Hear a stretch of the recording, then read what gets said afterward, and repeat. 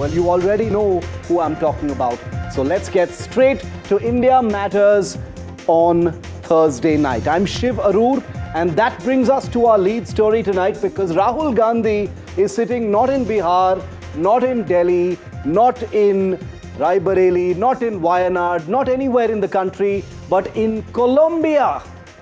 In Colombia, in Latin America, the other end of the world, literally from India, where he has just told engineers from a place called Medellin that democracy is collapsing in the country. It's his favorite phrase, it's his catchphrase, and I'm going to be wondering why he's done that again. Then we've got the big uprising that's taking place in Pakistan-occupied Jammu and Kashmir, which is just one of 7 big fires that are now raging around and within Pakistan, bringing it to its knees in worse ways, perhaps, than even Operation Sindoor could actually do. And finally, on the show tonight, Pawan Kalyan has wagged a warning finger, appealing to fans of cinema stars to stop these wars, which have become mercilessly brutal between stars in Telugu cinema. Why has he done that? I'll have an actor live on the show to tell us why he has needed to fold his hands and beg fans to stop fighting with each other. But let's get straight to our top story for tonight. Rahul Gandhi is on yet another grand intellectual expedition, this time to Latin America. Yes, Medellin, the city in Colombia, better known for Netflix drug lords than nuanced debates on Indian democracy, now has Rahul explaining how India's democratic lights are flickering.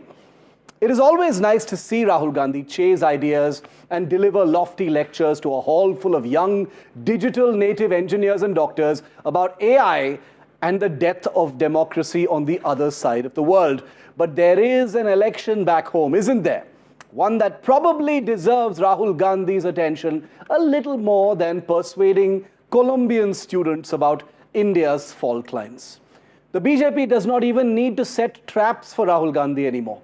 He happily walks into them. It has spent years branding him as a foreign trip obsessed, self-indulgent philosopher who prefers conference halls abroad to the dust and heat of Indian politics. He was on vacation in Malaysia just weeks ago, reports tell us. Now he's on the other side of the planet, leaving the Congress foot soldiers to fight alone just when the Bihar SIR lists have dropped, and his vote chori crusade could have used its general on the ground. Well, this jet-setting campaign, which, by the way, also includes Sam Pitroda, who just days ago said he feels at home in Pakistan, this jet-setting campaign to paint India as a black hole of democratic values is manna from heaven for Rahul's critics, mainly the BJP, because it reinforces every caricature they have built of him. And it forces an even bigger question. Let's remember that Rahul Gandhi isn't just a Congress MP, he's leader of the opposition, not just the Congress party, the opposition. So this is not just about winning or losing. It is about whether Rahul Gandhi still cares what his party thinks as it fights for political survival, while he chases applause in distant, sunny Colombia. The single biggest risk is the attack on democracy that is taking place in India. Because India has multiple religions, multiple traditions, multiple languages, and India actually is a conversation between all its people. And different traditions, different religions, different ideas require space. And what's interesting about all of this is that this is not even new. There is nothing even uniquely fresh about what Rahul Gandhi has said, except that the country has changed this time. Just take a look at some of the recent examples. In May 2022, London was the battlefield where Rahul Gandhi went there and famously said, India's voice has been crushed.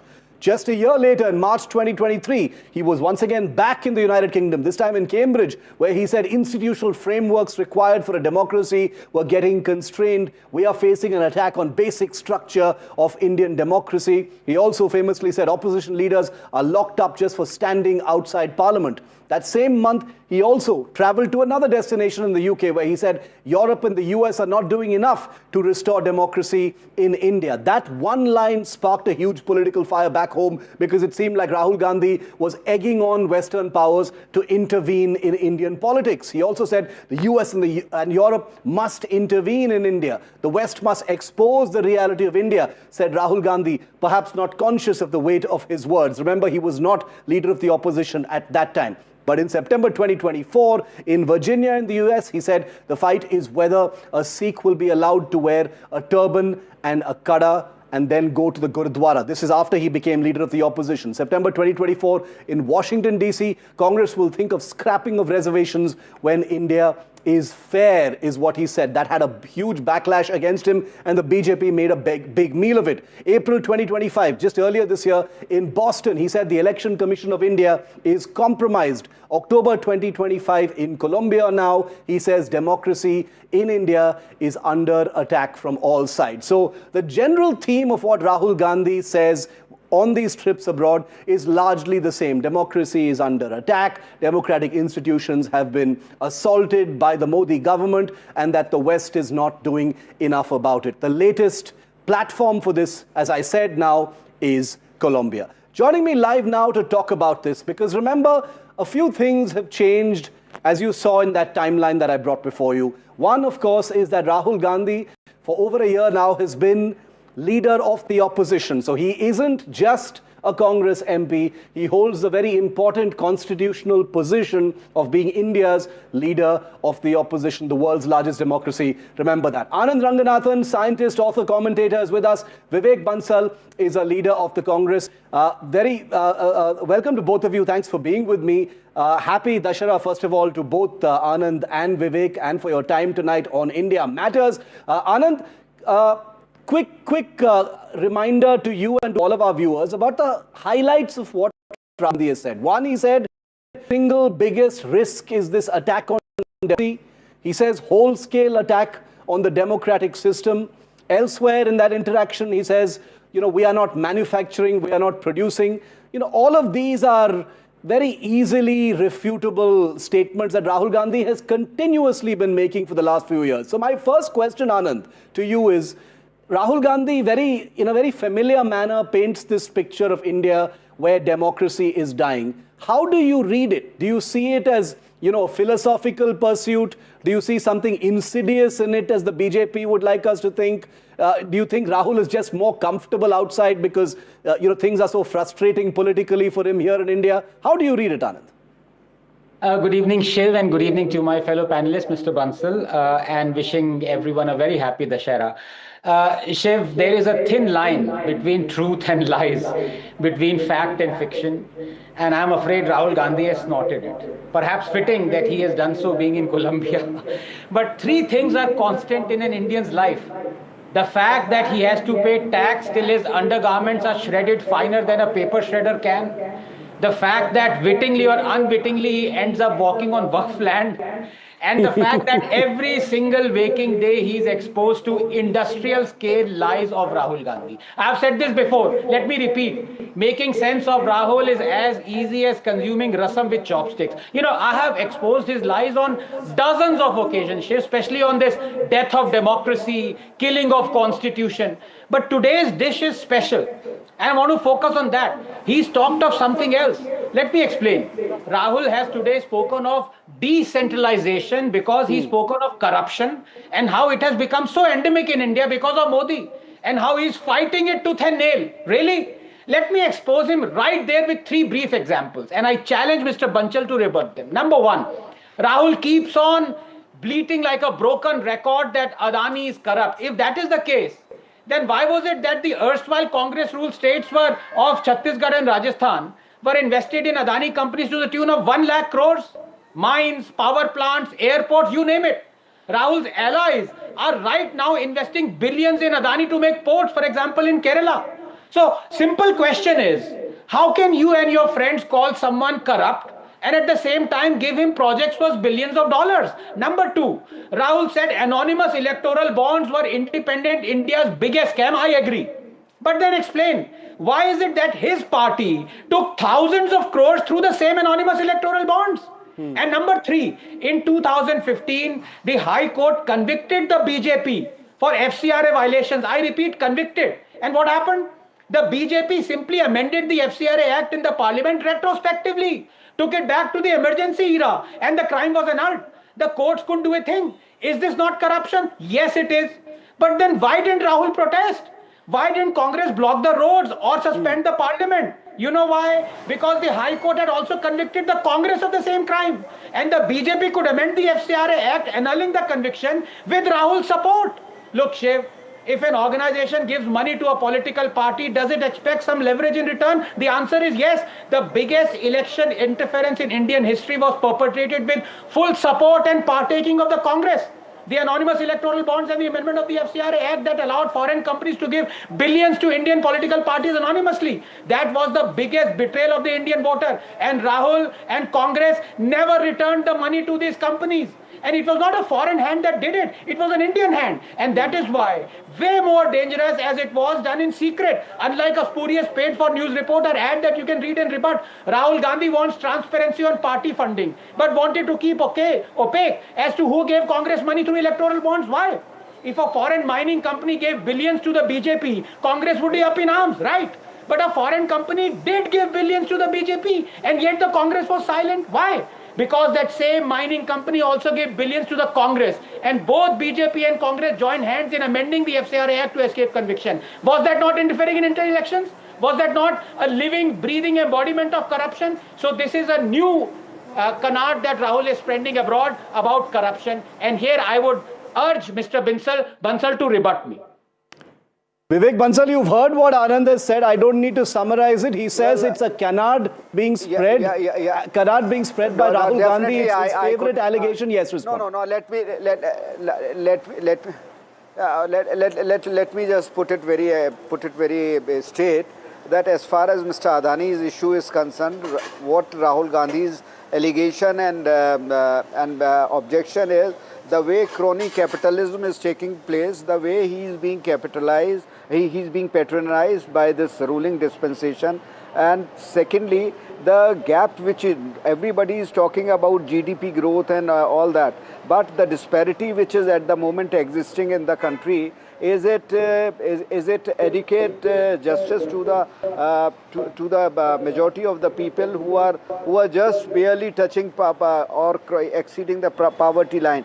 That is the main issue at the moment when he objects to Adani and Ambani basically. And corruption is definitely, I would say that definitely he raised up the issue. And as far as at that point of time, he was not leader of the opposition, and party was not in such large numbers as it is now. So we could not, our voice could be, just lost in the din by the ruling party members by just brute majority.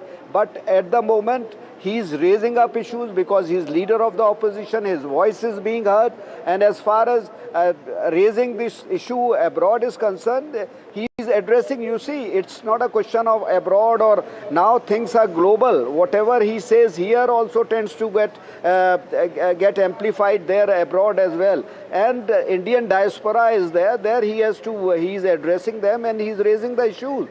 Because they are also voters now with the new election laws and all, they are voters of this country. So why object on that? And Rahul Gandhi is raising, and let me tell you, as far as constitution and undemocratic, I'm coming to that. Vivek ji, I'm coming to the democratic part of it in my second question. I'm just hold on to that thought. I want to end the loop on the corruption issue. Anand, are you satisfied with that rebuttal, or you want to add to that? No, I'm not, because with due respect to the erudite, my good friend Bansalji, he is all over the place. He's not answered the three basic questions. And by the way, when he talks about inequality, let me give him the facts. The Gini coefficient, which is a marker for inequality, has been the lowest since records began as far as India is concerned, 0.29. In 2014, it was 0.4. So inequality has decreased, but be that as it may, you can have opinions on that. But the fact of the matter is, the three questions I asked was, simple question to Vinay Bansalji. You claim that a lawyer is intensely corrupt, his law firm is corrupt. Would you keep on hiring that lawyer and that law firm? Logic says no. then please tell me, why did you keep on investing to the tune of 1 lakh crore in Adani companies? It's a simple yes or no question. We have not got a satisfactory answer to that so far. No, I haven't. And the second more important question is, when Congress said that anonymous electoral bonds were the biggest scam, why has it not returned the 1,600 crores that it got from anonymous electoral bonds? If it believes that was scam-tainted money, return it.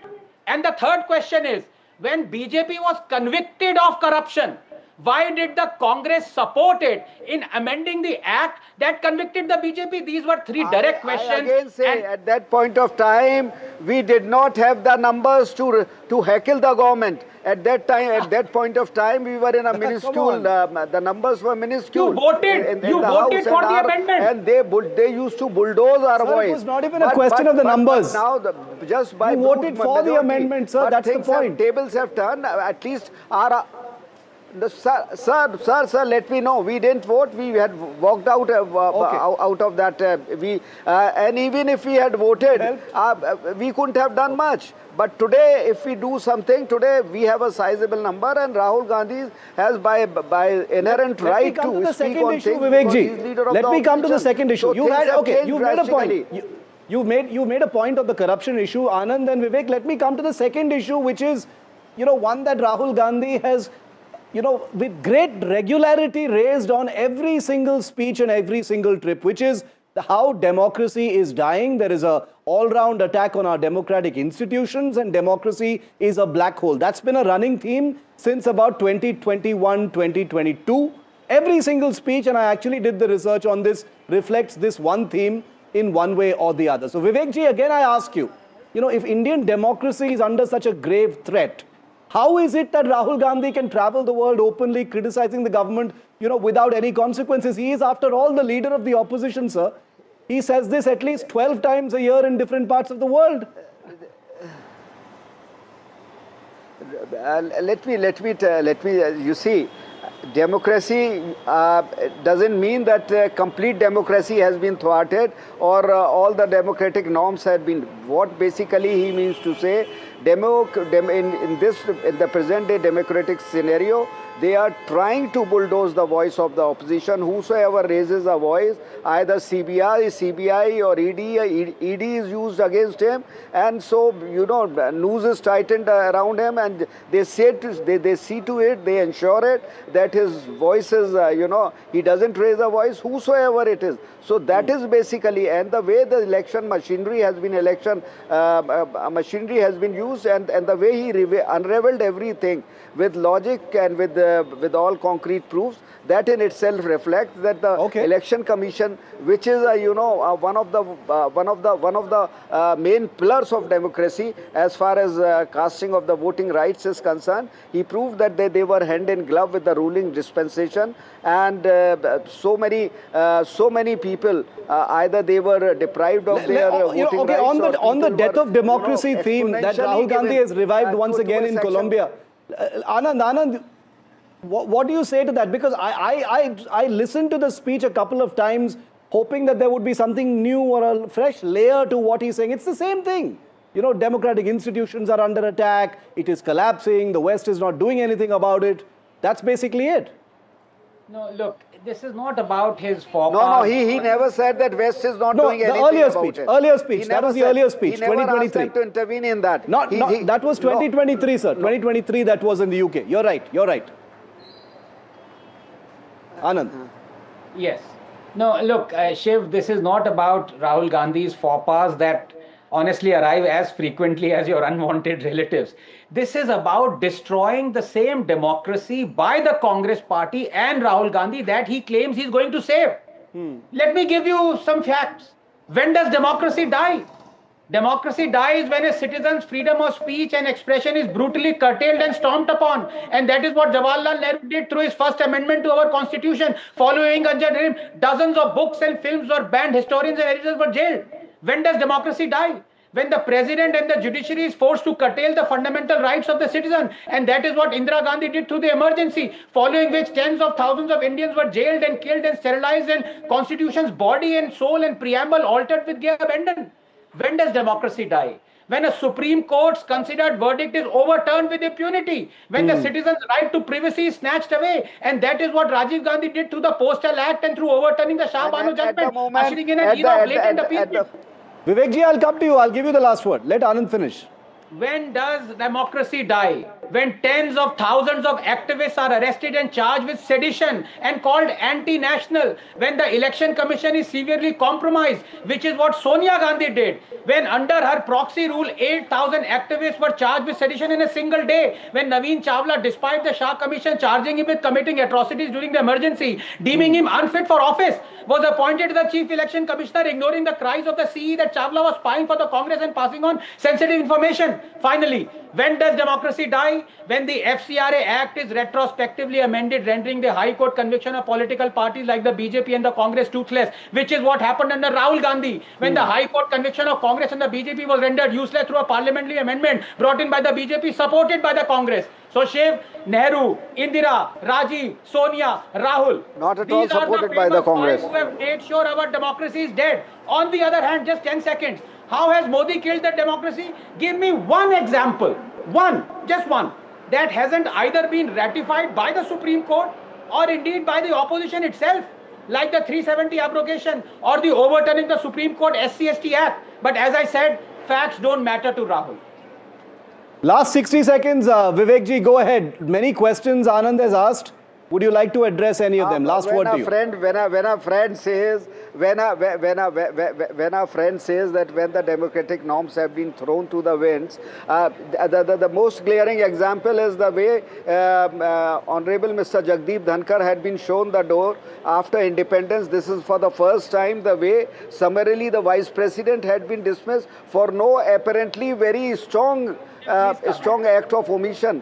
I fail to understand. That doesn't speak the autocratic manner of conducting himself, the government conducting himself. How do you explain that? And as far as democratic norms are concerned, if he cites the example of emergency, it was Indira Gandhi only who went for the elections, who apologized for the emergency circumstances. One can always indict somebody's, one can always pass strictures against anybody. But one has to keep in mind that that point of time, after 25 years of independence, democracy was in the process of evolving. It was getting matured. What was right today cannot be termed as, what is wrong today cannot be termed as, you know, at that point of time, comparisons are always odious. And so, at this point of time, we are a mature democracy, and democratic institutions needs to be strengthened. Not on the contrary, I will end on they are being weakened and used for their own petty interests. Anand, 20 seconds, only 20 seconds. Thank you. To my dear friend Bansalji, just give me 3 institutions, democratic institutions, Bansalji, that have been killed today that were alive in 2014. Just 3.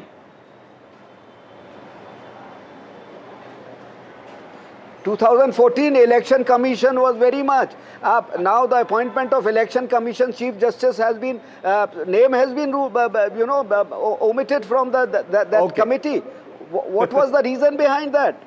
Can you explain that? Can you explain that? Shall I? Okay, I'm out of time. This can go back and forth between two very, very well-spoken commentators here on India Matters, but only for lack of time, I'll have to end it. Vivek Bansal, Anand Ranganathan, always a pleasure. Thank you so much for being with me on discussion number 1 on India Matters tonight. Okay, and straight into story number 2. Pakistan-occupied Jammu and Kashmir has been quaked by protests against Pakistan's Field Marshal Asim Munir, I beg your pardon, General Asim Munir, over the last few days. There have been violence, there has been clashes, 10 people have been killed in firing. There is fires raging in Pakistan-occupied Kashmir, which has turned in many ways into a battle zone. It's an uproar against the Pakistan government's failed promises. There are demands for freedom and justice. There is price rise. There is a neglect that's taking place in POK that has triggered an unprecedented level of violence. The Pakistan security forces have, as always, been using their guns to silence dissent. Bullets are flying as POK is burning. These are real images of protests that have been taking place. A big pushback from POJK, The protests have shattered the Pakistani narrative that all is well in Pakistan-occupied Kashmir. I want to bring in voices to try and understand what's taking place, because as I will show you in just a moment, it isn't just Pakistan-occupied Kashmir that's burning, but there are fires raging all around and within Pakistan right now, leading to a very, very unstable situation just a few months after Operation Sindoor with India. Dr. Shabir Chaudhry, author and political analyst, joins me from Pakistan-occupied Kashmir tonight. And Major Nadeem is a well-known Pakistani defense analyst. He's a former DG with Strategic Defense Division as well. Welcome to the both of you. Thanks for being with me. Dr. Chaudhry, to you first. How do you see the current protests that have been sweeping Pakistan-occupied Jammu and Kashmir? Is this just another protest? Or is there something historic about what's going on? They've been raging for the last 3 to 4 days at least, sir. Thank you very much for providing this opportunity to express my views. My thanks to you as well as to your channel, NDTV. It was sad to hear that your democracy is under threat. The biggest democracy on earth.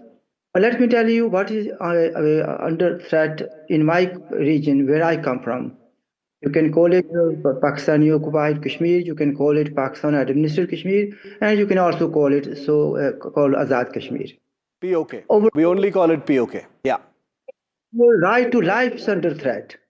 Our dignity and honor is under threat. Our resources are under threat. Our struggle and what we are doing there, or what we are saying there, is not one individual. You just mentioned General Asim Munir. Our struggle is against the occupation, and it started occupation. Did not start when General Asim Munir became a general. It started in 1947. We've been campaigning against the occupation and we were asking for justice. What is happening now? Yeah. We are talking about right of expression. That is something which has been taken away from us long time ago. Many of my books have been banned. I cannot go back to my village. I am not reason.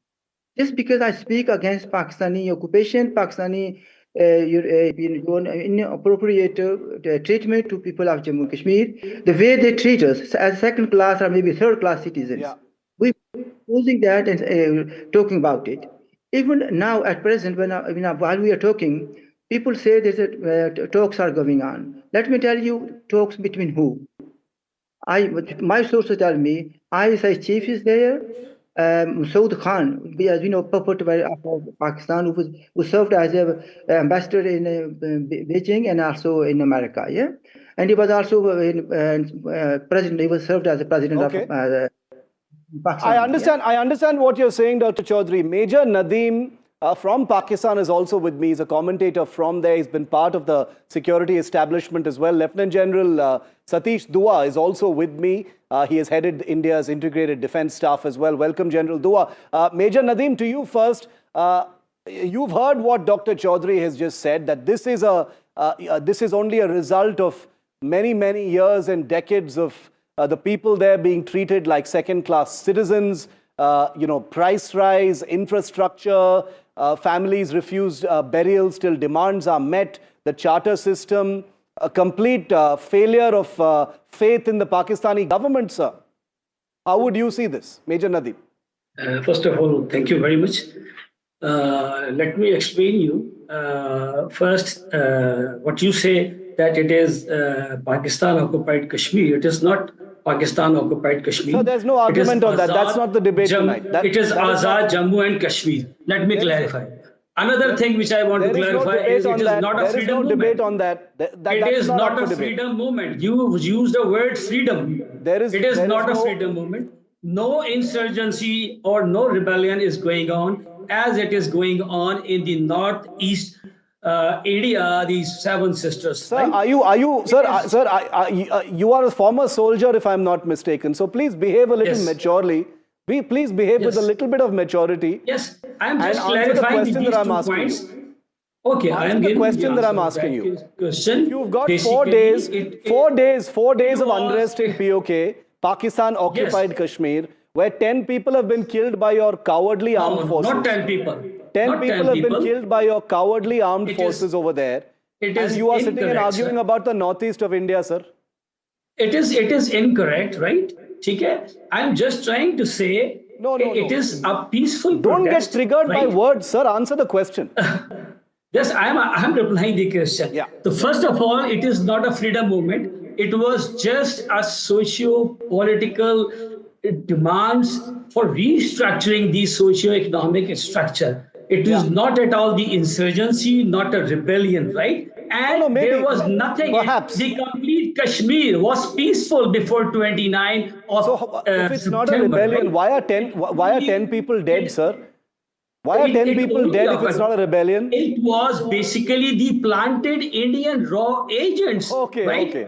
Who I was waiting for that. Who hurled stones, who fired over the police, right? Okay, so everything was okay before 29th September, as the Mr. Bashir Saab saying, they are being deprived of their rights. It is Dr. nothing Chaudhary, like you are that. being called a raw agent tonight. Before I was waiting. I thought it would come in the September, first 10 seconds, but it took about 2-3 minutes for Major Nadeem to call you a raw agent. Quickly respond, then I'll bring General Dua in. He's already smiling. Sir, basically the Indian sleeping cells are there in the Azad Jammu and Kashmir, not Indian occupied Kashmir. And they were being planted in the peaceful demonstration, in the peaceful protest.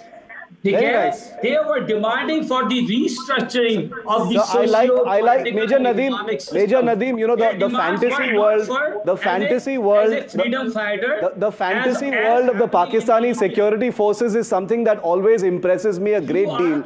And that's the reason why I'm very happy we have General Dua. Just hold on, sir. With respect, the word the security agency. you keep talking about, sir, you keep talking about Indians operating inside POK. Let me introduce you to General Dua, who was the architect of India's 2016 surgical strikes, where we actually sent agents to, hit Pakistani terrorists operating from POK. But that is not the issue in debate right now. General Dua, the Pakistanis say, this is not a rebellion, this is not a revolt, it's no big deal, 10 people are dead, so what? You don't have to give it so much attention. Incorrect. Let General Dua speak, sir. Sir, let General Dua speak. Thank you, Shiv, for giving me this opportunity. And I'll request my co-panelists. I've heard them very patiently. Please do the same courtesy to me. You see, I have heard comments, the rebellion that we are seeing in POK, mass movement, the number of deaths that have taken place over the last few days. This is not the first time. It does happen from time to time. And why, Major Nadeem or anyone else would perhaps say, I'm just hazarding a guess, mind you, that is not such a big thing, is because Pakistan is having problems on the Baluch front, huge problems there. They have problems with the Pashtuns and the Afghanistan border. They are having problems here in POK, as we see from time to time. So Pakistan, at the present moment, I really empathize with them, is in a very low spot. Politically, their most popular leader is in jail. Diplomatically, they stand merely isolated. Only 4 countries supported them during Operation Sindoor. Financially, they're at the lowest point ever.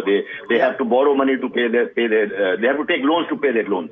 So at the present moment, I'll just end with 2 quick points. There have been countries ever since terrorism became such an instrument that states use unofficially. Terrorism has become an instrument, for proxy war by many countries and states. Pakistan used that as well against Kashmir, against Punjab, but then eventually they've actually grown out of it. Now terrorism is an instrument of state policy. And in fact, the state is now turned proxy for US, for China, for any other activities that they would want to prosecute. I would just like to end by saying that, the famous Hillary Clinton statement, when you rear snakes in your backyard, they will come back to bite you as well. And I see a lot of that happening all over. I want to second, Major Nadeem, I'll come back to you, but I just want to add with a map what General Dua was saying, because you jumped on the Indian Northeast and said, look at what's happening in your Northeast. Let me just point out to you, sir, what's happening in your country. You are well aware of this, but you will not acknowledge it. So let me just show it to you and all of our viewers. We've shown you just now what's happening in Pakistan-occupied Kashmir, a violent uprising in which several people have been shot dead by the Pakistani government. This is a big rebellion against the Pakistani government that's taking place there. That's number one. Number two, in Gilgit-Baltistan, protests have been happening against Pakistani human rights violations. They've gone to the United Nations Human Rights Council as well.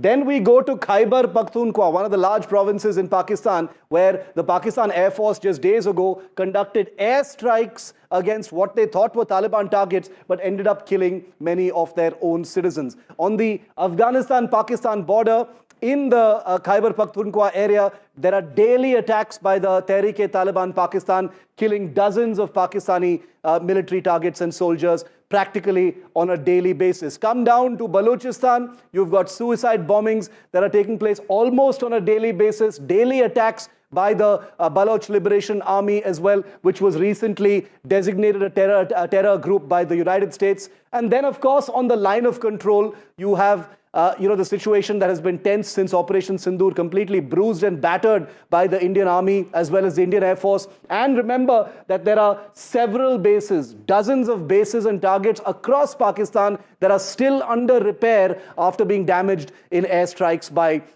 Indian Air Force strikes. So it's not just POK, Major Nadeem. I've just shown you how, while you are pointing at India's northeast, which, mind you, is under control, we are on the road back to peace. Indian occupied Kashmir. You are surrounded by fires, sir. You've got fires burning on all your borders. Your military is under siege. Your leaders are sitting and smiling and acting like slaves of the United States at the White House. And here you're pointing at India's northeast, Major Nadeem. I mean, there has to be a limit to shame, sir, with respect. Sir, we are being asked to act as a security provider in the GCC, Gulf Cooperation Council, right? We are the country, right? I want our viewers to look at this map. I want our viewers to look at this map when they talk about security provider. Let me speak. And let me show your map as well. Okay? Let me show your map as well. Net security provider in the region is this map. Yes, I just want everyone to look at this map. We are the security provider. And this is your map, sir. The other GCC countries will also join us. This is your map. Right? This is your map. Yes. Let me show your map also. This is your map. What's happening in Ladakh? What's happening in Ladakh? This is your map. The Ladakh protests are over, sir. Sir, we are a democratic country. We are a democratic country where talks, negotiations always bring peace. We don't bomb our own people, sir, unlike your Pakistan armed forces. What's happening in Ladakh? Let me, okay, since you don't wish to be convinced even by this, let me, I did not wish to be disrespectful with you, sir. I respect everyone. You're a guest on our show. Let me show you a few images. Since maps will not convince you, let me show you a few images. Let me show you what the leaders of your country are doing while your armed forces and people are being bombed. Let me just show you some pictures. Please look at these wonderful pictures that we have on our screen right now of Asim Munir and Shehbaz Sharif, doing a sajda with Donald Trump, while you have innocent civilians being bombed by your Pakistan Air Force in Khyber Pakhtunkhwa just a few days ago. Just look at this shameless picture, sir. Shameless picture. Let me go to the second one. Let's go to the second one, where Shehbaz Sharif and Asim Munir are standing and posing for photos in the White House with Donald Trump, while there are suicide bombing has taken place. Violent protests are taking in POK. Not just military targets, but civilians have been killed in record numbers in Pakistan. And you have the number one man and the number two man in your country, the Field Marshal and the Prime Minister, sitting like clowns and trying to win over Donald Trump with gifts and minerals and things. What's happening? Shame on your country, sir. Shame on your country. Your people must be so ashamed of you. But let me bring in General Dua. I don't want to... I hate it. I'm a journalist. I don't want to speak disrespectfully to my guest. So I don't want to do that. I'm going to roll back that back. General Dua, Major Nadeem, I'll come back to you. I was making a larger point because you were lying You are lying about India. General Dua. Shiv, I just add to what you said just now about showing that visual, which has gone viral all over the world, of the chief and the prime minister taking that samples to President Donald Trump. Just before I entered this panel discussion, I heard latest news that their army chief and the prime minister were ridiculed, not by us Indians or not by anyone else, but in the Pakistan Senate by, I forget the name, he is the grandson of Khan Abdul Ghaffar Khan. Yeah. And he ridiculed both of them for taking these samples to, so-called samples, the visual that you're showing, to the American president. So, this sort of a thing, it does really call, I would not like to comment on it. I'm only quoting what has been said in their setting about it. It's embarrassing. Major Nadeem, you can go ahead. I will not interrupt you, sir. Sir, let me ask one question. Please, let me ask one question. You can answer the question, sir. You can answer the question. Okay. Let me speak. What Justin Trudeau is saying, why America refused visa to Modi? Okay, why America did refuse visa to Modi? What's happening in Ladakh? What's happening in Seven What Sisters? visa are you talking about, sir? What visa are you talking about? What's happening in Sikkim? Sir, what visa are you talking about? Modi and Trump wished each other on their birthdays just now. 5 days ago. What are you talking about? Rebellion? What are you talking about? You are just quoting a very simple, unpopular person statement. Sir, I think those images have rattled you. I think General Dua's words have rattled you a little bit. Statement is there.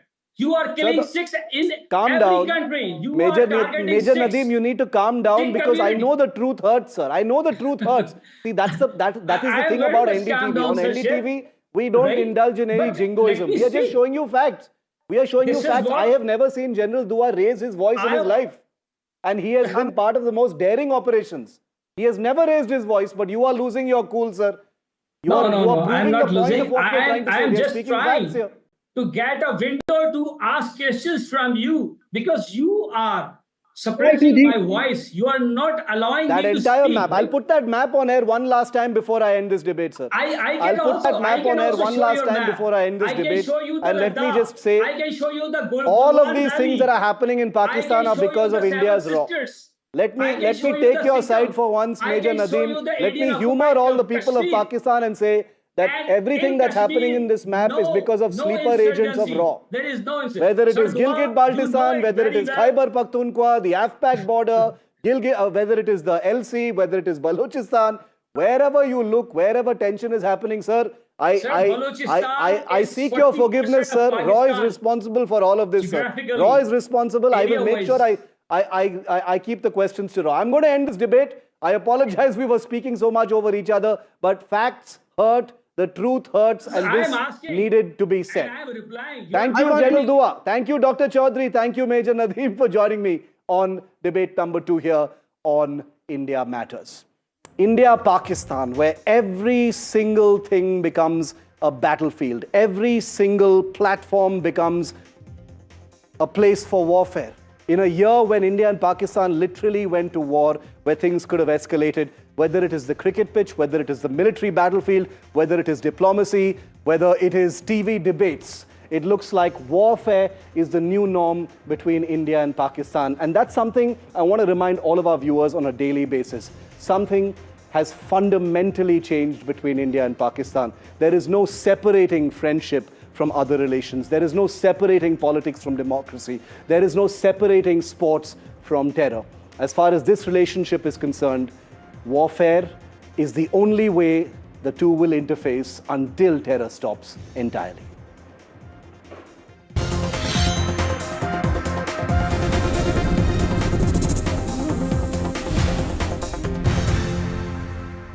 Motorola Edge 60 Pro, most stunning true color pro grade camera.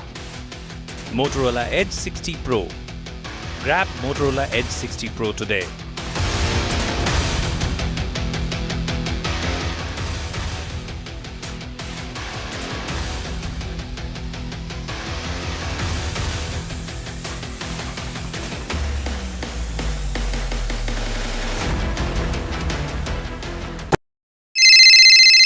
Hello बोलिए madam. डब्बा trading कब से चल रहा है पता है madam आपको? हम और आप तो जन्म भी नहीं हुआ था हमारा.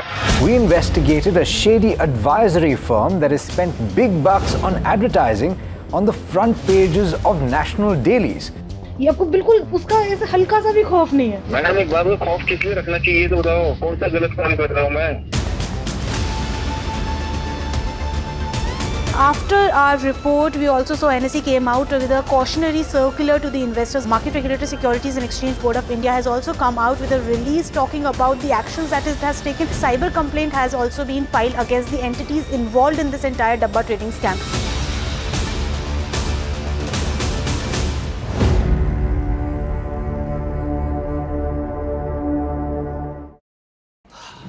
सैल्यूट है जी, आप देश की रक्षा में जान लगा देते हैं और आप घर घर में तार लगाते हैं जी. ई बीम टेक्नोलॉजी से बनी, न जले न पिघले, सबकी रक्षा करे. हम सरहद पर लोगों की रक्षा करते हैं और आप देश के अंदर. सैल्यूट तो बनता है जी. अपार अणुशक्ति फायर प्रोटेक्ट वायर, अपार देश का तार. A global leader, defining India's moment in history. A voice shaping the future of a changing world. हम दुनिया को भी बेहतर AI सॉल्यूशंस देने में जुटे हैं. Catch Prime Minister Narendra Modi at the NDTV World Summit 2025, 17th and 18th October on the NDTV network, bringing the world to India and India to the world. The best app to use is the NDTV app.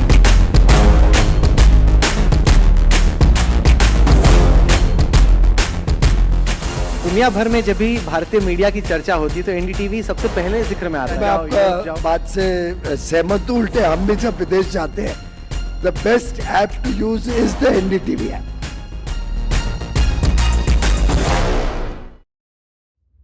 Vanakkam Tamil Nadu. Now the battle for Tamil Nadu 2026 is open now.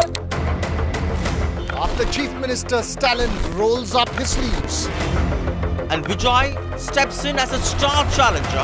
This is a mass gathering, not for cash. Meanwhile, a former Chief Minister, Edapadi Palanisamy, begins his fight back. The big comeback campaign by EPS has well and truly begun. These are all the ultimate players and this is going to be the ultimate test.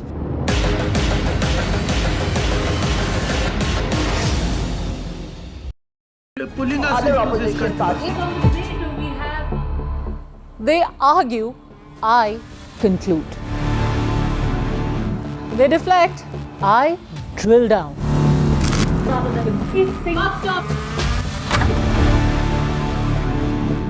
This isn't a free-for-all. It's a reckoning.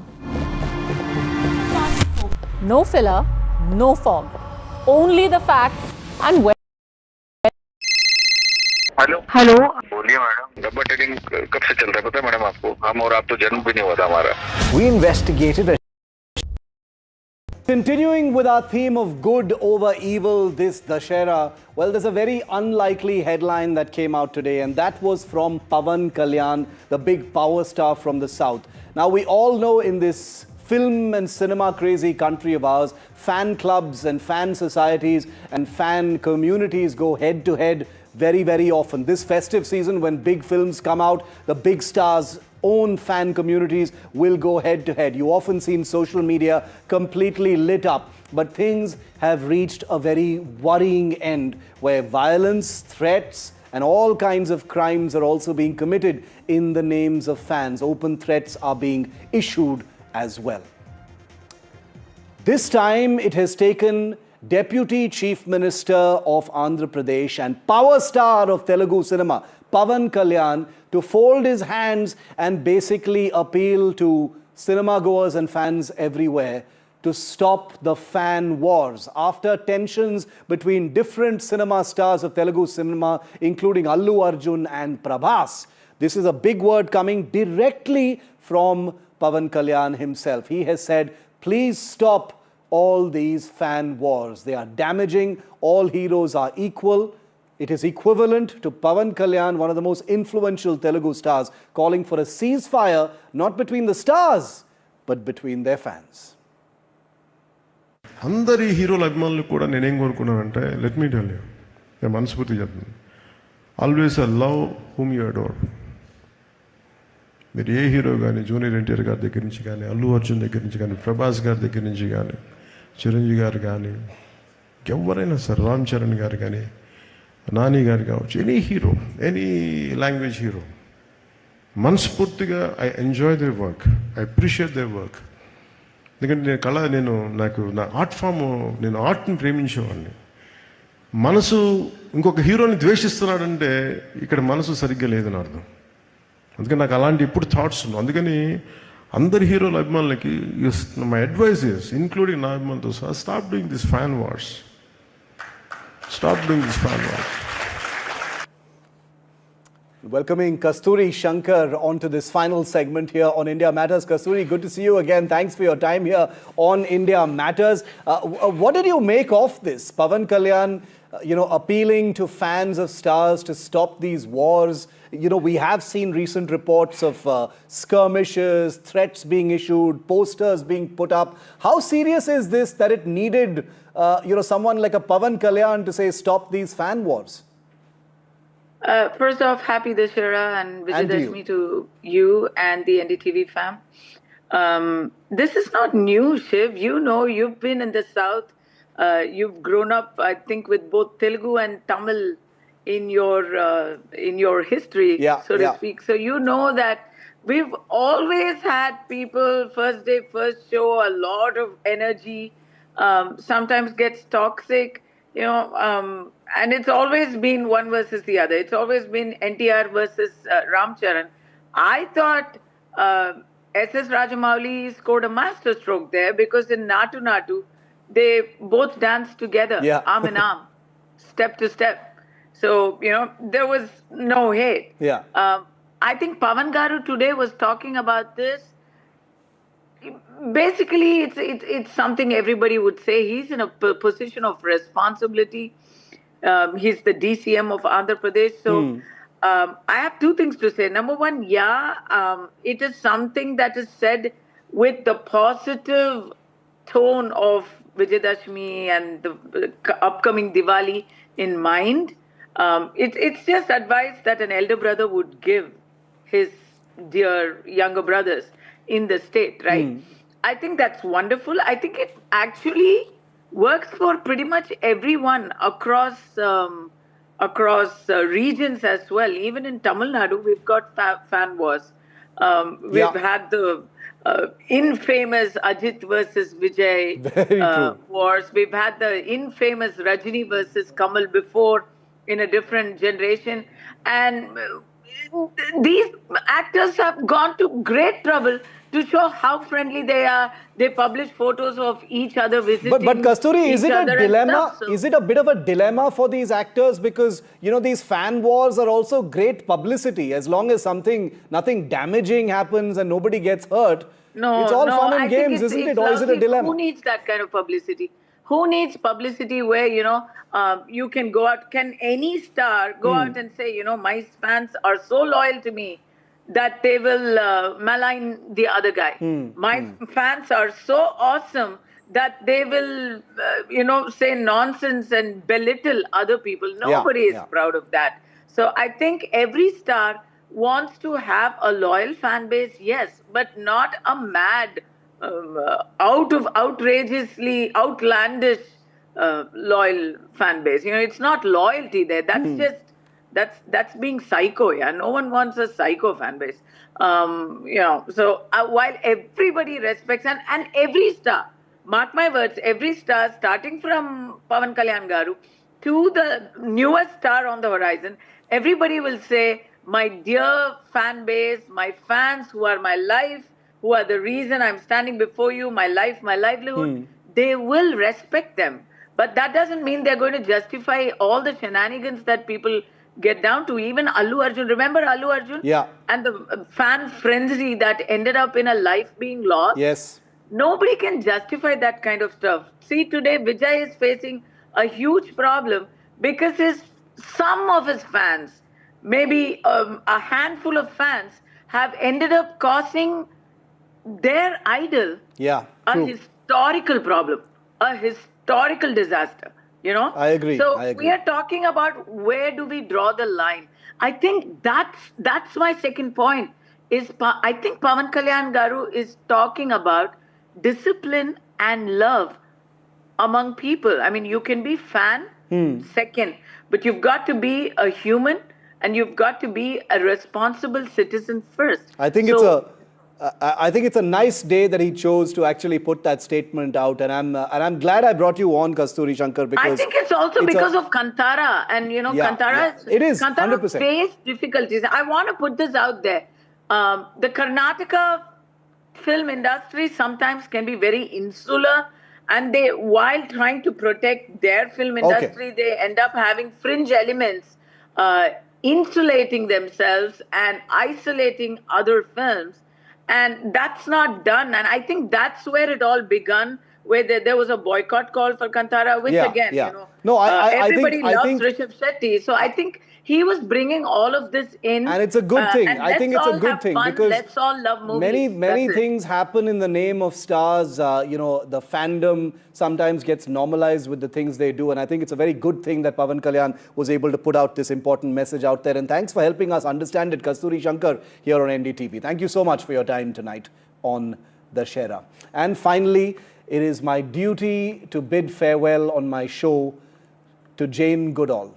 If you haven't heard of her, and I'm sure all viewers of NDTV have, was one of the world's most famous naturalists, primatologists, anthropologists, and animal lovers. She was 91 years old and became synonymous with primates, specifically the chimpanzees of Congo. She became one of the most beloved and endearing advocates for animal rights and for understanding the beautiful world around us. Tributes have been pouring in for Jane, whose lifelong work as an animal rights campaigner and chimpanzee expert helped broaden the world's understanding of what it is to share this world with the beautiful creatures that share this world with us.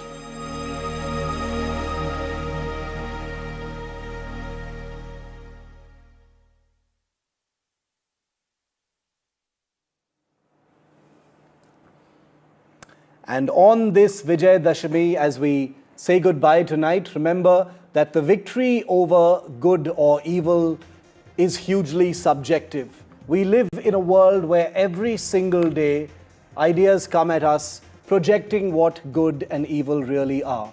Whether it is politics, whether it is culture, whether it is cinema like what we just discussed, whether it is sport, or whether it is any of the other things that are competing each and every day for our attention. Remember, in the world's largest democracy, we've got noise, we've got dissent, we've got distractions, we've got debate, as we show you every single here on NDTV.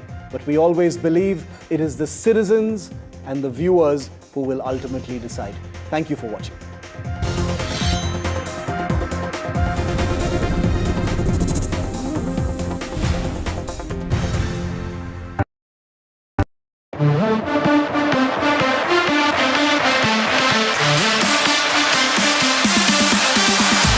NDTV Good Times is something that we're supremely excited about.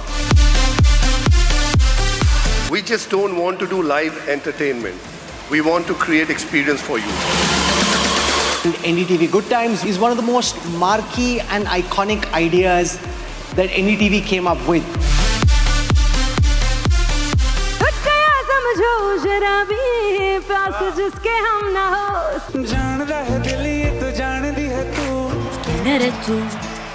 मेरा जो रिश्ता है NDTV के साथ वो बहुत पुराना है।